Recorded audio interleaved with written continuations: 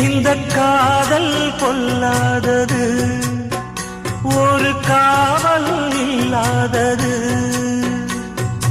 ஊதக்காத்தில் வஞ்சி மாது ஒத்தையிலே வாடும் போது போர்வை போல பொத்தி அணைப்பே.